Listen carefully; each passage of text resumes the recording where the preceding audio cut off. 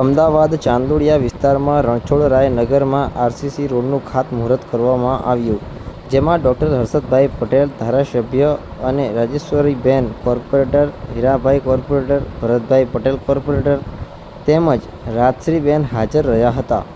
અને પૂર્વ પ્રમુખ નંદુભાઈ પટેલ પણ હાજર રહ્યા હતા.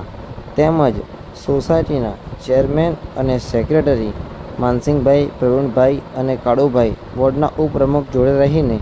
આ કામમાં સહભાગીદાર બન્યા હતા અને જલ્દીથી જલ્દી આ આરસીસી રોડ બને તેવી શુભકામનાઓ પાઠવી હતી.